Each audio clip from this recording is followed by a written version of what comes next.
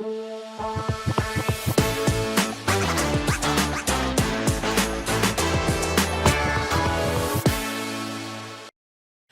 welcome to the Decatur Dish on Atlanta News First Plus. I am Maria Moreau, joined by our media partners at Decaturish, the one and only Dan Wisenhunt. And Dan, this is a weekly show we like to do where we hop on here live with the audience and talk about what's been going on in DeKalb County and what hasn't been going on in DeKalb County lately. Right? Let's start with some news from over the weekend, and really unfortunate to report, but I feel like it's important to talk about. This took place at Stone Mountain, large scene if you were in that area over the weekend, when a burned body was found on top of the mountain in the area of the park. Now, a public safety spokesperson for Stone Mountain Park said a hiker had called 911 Saturday morning after finding a man buried under rocks in an area that visitors don't often go to. Now, investigators believe that that individual died by suicide, citing a note that was given to them by this person's parents. Really sad. It is very sad. You know, Maria, May was Mental Health Awareness Month. We talked a lot about that on this show, and we talk about mental health in general. There are a few things about this story that are questions that need to be answered. Some of the circumstances are a little murky. This individual was apparently found under rocks. The body was burned, but it's ruled a suicide. We don't know exactly how that took place. As journalists, we have a responsibility to make sure that we're not providing details that romanticize or glorify the act of taking someone's life. And in general, a lot of media organizations just don't report suicides at all. But in this case, it was in a public place, a public park. There were some questions at the beginning about whether or not this might have been a homicide. As of right now, based on the evidence, it appears that this person has taken their own life. I believe there was another similar instance of this on top of the mountain not too long ago. Really just horrible for that young man's family. He's a young man in his 20s. You know, the world can be a pretty rough and bleak place sometimes, but I do want people to know that I've been in some dark places too in my life, and things can and do get better, especially if you work on it. I know things can be hard, but people are worth it. And people should invest in themselves. I want to let people know if they are having thoughts of harming themselves, please call 988. That's the suicide crisis hotline. There's somebody there that can help you, connect you with some mental health resources before you do anything rash. And that is sort of my message today is, you know, keep this family in your thoughts. And if you are experiencing feelings like this, please reach out to the 988 number. It's really important that you do that and get help for whatever you're going through. And Dan, I want to keep the conversation on Stone Mountain as we move to this next story. Yesterday, the mayor spoke publicly for the first time since accusations were made against her that she mishandled the city's bank accounts. Now, I want to play a portion of her remarks, but before we get into that, Dan, walk me through the timeline and where we are right now. Where we are right now, this happened in April. She took over the city's bank accounts. She says that she was contacted by a senior vice president and a cybersecurity expert at Truist, which is the bank that holds the city's bank accounts. The city went to do a wire transfer, discovered that the mayor pro tem and another council member had been removed from the bank accounts. Mayor Beverly Jones was able to be the sole signer on the city's account and on the accounts and controlled by the Downtown Development Authority. Fast forward, an investigation was authorized. A whole bunch of things happened. On Friday night, they had a special called meeting where they were finally able to get full control of the bank accounts. And they also initiated what could be the legal process for removing Mayor Jones from power. Yeah, serious actions being discussed here, and I want to play this portion of the mayor's response to that we went to and took you out to live on Atlanta News First Plus. Asked to come to Truist Bank because they found a situation that needed my attention. That situation was there are 4 employees that no longer work for the city of Stone Mountain that was still on the city of Stone Mountain's bank cards. Now, I didn't go there for that reason. The reason why I went is because I was informed that there is a cyber problem. In the banking industry, anyone who is on the bank card is considered and is obligated to go into the bank and sign. They're obligated, they have the authority because their name is on that signature card, as I was told by Truist Bank, that they could write a check. And there's nothing that we could have done because we did not take them off the bank card. So these 4 employees was a city manager, an ex-city manager. It was someone who had been working for the city of Stone Mountain for 4 years that they were still on that bank card. It's called a signature card, basically. We also had someone from the Downtown Development Authority that was no longer with the city, and an assistant clerk that was on these signature cards. My purpose, and my sole purpose, was going there was to take them off the signature card. No one else, nothing else. And so it came up later that 2 employees was taken off. That was not my doing, it was not my intent, and basically I don't have that capability. So today I'm here to let you all know, citizens, that was my responsibility. That was my oath, and that was my duty. And so I wanted to make sure that we played those remarks because it's an important response to the allegations that we've heard over this whole period against the mayor and kind of her side from her own words. But Dan, you were in the room that day when she spoke about this. Let's break this down. There's a lot going on, and there's a lot of things that we know, and there are a lot of things we don't know, and I think what we don't know outweighs what we know. Mayor Jones, as I mentioned, was basically strong-armed into turning over access to the city's accounts on Friday. They went into an executive session. She signed the cards. That was sort of the lingering thing, is they tried to get access to the bank accounts, but Ryan Smith and the other council members, said that Mayor Beverly Jones was basically stalling and not working to turn over the cards. They said that happened on Friday. Following that meeting, they directed their city attorney to draw up an ordinance as it pertains to a specific section in their charter.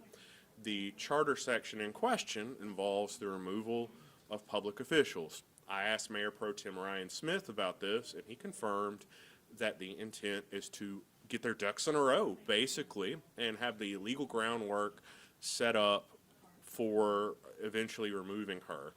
The Stone Mountain City Charter, and for the benefit of viewers, a charter for a city is like their constitution. It is the thing in state law that gives the city its power to levy taxes and pass laws. It defines the roles of various public officials. And so Stone Mountain's charter actually has a section about removing public officials. I don't know how airtight that is legally. I'm not an attorney. Based on what I read, it does seem that there are a few things that need to be ironed out, and so that's what they asked their attorney to do. Interestingly, I thought one of the provisions in the charter is to assemble an impartial panel to review the evidence, and they've hired an attorney to conduct this investigation, and presumably this impartial panel is going to review the evidence and make a recommendation about whether or not to remove her. My question is, how are you going to find an impartial panel in the city of Stone Mountain? It's a small city. It's a very divided city, particularly over this issue. I think that there are some things that need to be ironed out. That happened on Friday. I want to point out that for people who care about transparency and that sort of thing, like I do, The city council called this meeting and held it on a Friday night when presumably a lot of people were out doing things. I had to watch it online and call people after the fact because we had already made plans to be out of town. We weren't the only ones. It's the start of summer break. I think there are some fair points to be made about whether that was the most transparent thing the city council could have done in this situation, and I question the urgency with which they moved to do this and have this meeting on a Friday, but that's what they did. They approved this legislation. Fast forward to Tuesday, Mayor Jones held a press conference. Interestingly, there were rumors going around that she was going to hold a press conference in a public space on Monday. We sent photographer Dean Hess there to the appointed place. The mayor and her supporters were not there. The police were there. We got some word that there might have been some confusion about whether she would need a permit to hold this press conference at the gazebo. On Tuesday, she held a press conference at a local AME church in Stone Mountain. She invited the press, but very pointedly, starting the press conference about 15 minutes after the scheduled time, said that she would not take any questions. Now, I'm the kind of reporter where if you tell me I can't ask questions, I'm going to ask questions because that's what reporters do. So Mayor Jones gave an explanation that we've heard before. She said that she was contacted by the bank, that it was a cybersecurity issue that she had to rectify. We don't know who from Truist she spoke to. She said at the press conference on Tuesday that it occurred March 28th, so at least we have some date, but she hasn't provided any names. She hasn't provided any other correspondence that would back that claim up. Truist has not provided any evidence or corroboration of her claims. She also said that before she went and took control of the city's bank accounts and the Downtown Development Authority account, that she ran it by City Attorney Jeff Strickland. Jeff Strickland was fired by the City Council not long after this came to light and hurried quickly out of City Hall in Stone Mountain, probably because he was very happy to be moving on and doing something else. But Jeff Strickland, like Truist, is not commenting about the situation and is not providing any evidence one way or the other to support the mayor's story.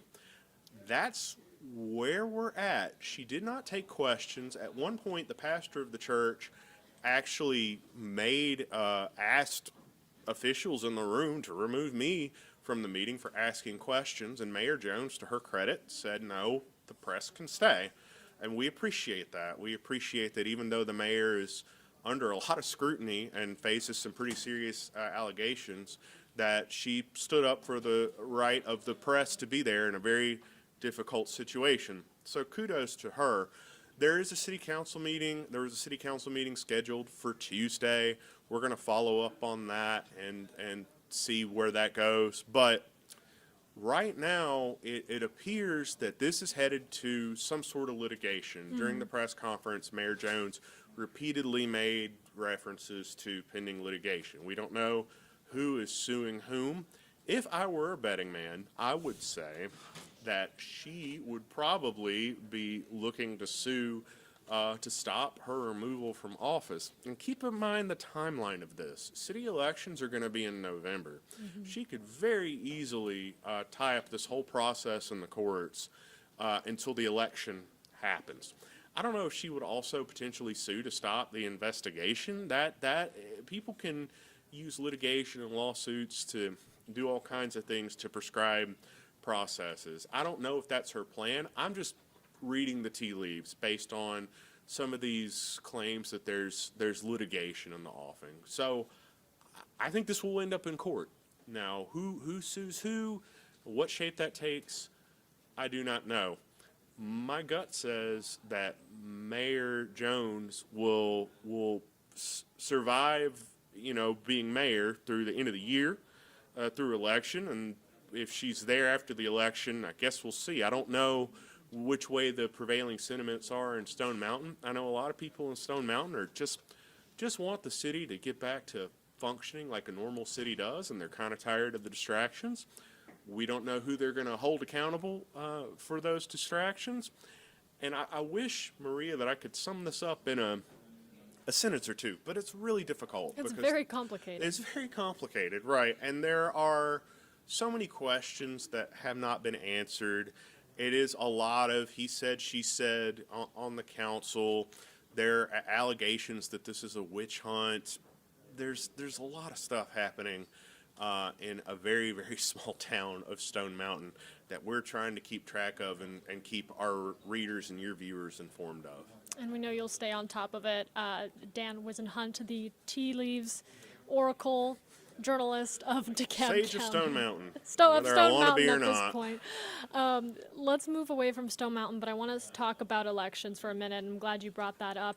The Decatur-ish team has been hard at work getting folks ready for the June 17th special primary for the Georgia Public Service Commission. And I want to talk about some need-to-know information with the folks who are joining us here today. But before we get into that, what is the Georgia Public Service Commission, Dan? Georgia Public Service Commission regulates utilities like Georgia Power. They are the ones who have some oversight over the rates.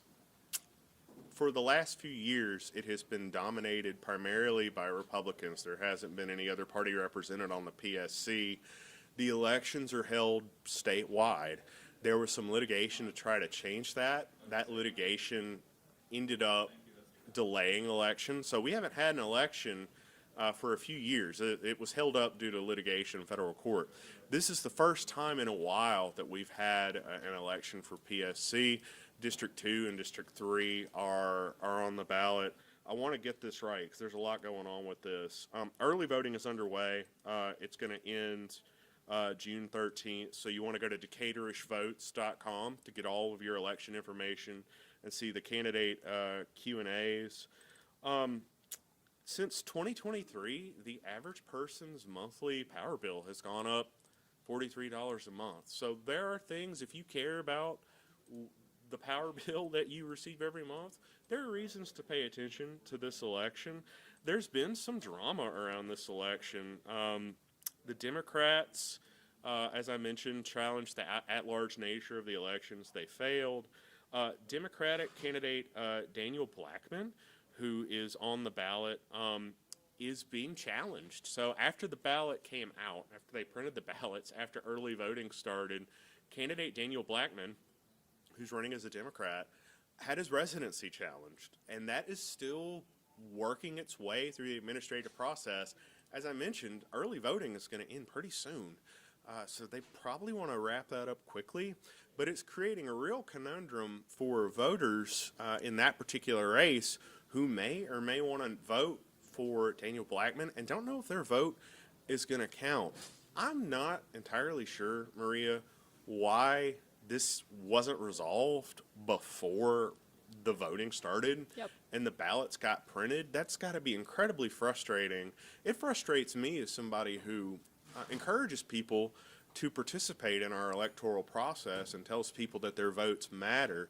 It frustrates me to know that in this race, potentially, there are a bunch of votes that are going to get tossed out because of this residency issue. So I would really like to know, hopefully somebody can answer this question at some point. Why are we talking about this now? Why wasn't this settled well before the ballots got printed? I think that's a fair question every voter should be asking because it impacts our ability to choose the candidates we want to represent us. I want to say Assistant Editor Zoe Seiler is doing such amazing work with all of our elections coverage, and she did in this race. She got every candidate to respond to our Q&A. We posted all those at DecaturishVotes.com. Anything and everything you want to know about the PSC, about the candidates is right there at DecaturishVotes.com. Go check it out. And even though this process is more convoluted than it should be, please vote in this election. It's very important that you get out there and participate, and hopefully we'll have some resolution on the Daniel Blackman question very, very soon, so voters who are hesitating can get out there and cast their ballot in that race. So June 17th, mark your calendars, pay attention, and go to Decaturdish.com is the summary of that. Decatur-ish votes, but yes. Decaturishvotes.com. Dan, we're close to wrapping up here, but I got to ask you, Are you smarter than a fifth grader? No. I'm Oh, a you didn't fourth even grader, and I'm hesitate not with smarter that. than my fourth grader, so I don't know. Well, hey, we have a fifth grader who we want to shout out. Straight out of Dunwoody onto the national stage, an 11-year-old elementary student landed third place in the 2025 Scripps National Spelling Bee. Sarv Dharavini is a fifth grader at Austin Elementary School.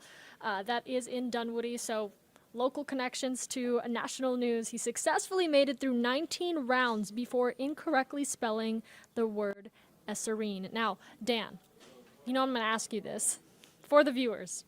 Can you spell Esserine? Esserine? Did you look? Did you look ahead of time? No, I didn't. That is correct. Wow. So it turns out you might be smarter than I a see. fifth I would have grader. made it through 0 rounds of this. I just got lucky on that one. I sent this kid my resume already. You know, he's gonna be my boss at some point. So I need to get in good with him. Sent him a nice congratulatory note. Said, please remember me when you're working at the jobs of the future, and my job is obsolete by AI or whatever's gonna come down the way to replace me. But congrats to that kid. What a huge honor. I'm sure his parents are super duper Oh, proud. so proud. And I know the school district is super duper proud of him. Congratulations, kiddo. Good job. Not only a proud moment, but a history-making moment. I mean, Absolutely. Sarv is the first finalist from Georgia in over 25 years. So we did have not know that. a lot of pride going around the state Wow. for Sarv and all that he accomplished. And he is still young enough to compete again for the next year and the year after that. So we have a lot more years ahead to see him go back on stage and maybe take home first place next time. We're going to be rooting for him Go get here him, kiddo. at Atlanta News First and, of course, at Decaturish. Thank you so much for joining us and spending your Wednesday here. We do these segments every Wednesday at 12:30 p.m. right here on Atlanta News First Plus. But in the meantime, the news never stops, and we are in your communities bringing that to you wherever you are. Dan, where can folks connect with Decatur-ish? You can go to Decaturish.com, and that's where you can get all your local news. You should also download the Atlanta News First Plus app. It is completely free, and it is a great way to support our media partners at Atlanta News First, and a great way to support us at Decaturish. And with that, we will see you next Wednesday at 12:30 p.m. Make it a great day, everybody. Sounds good. Thought there was good.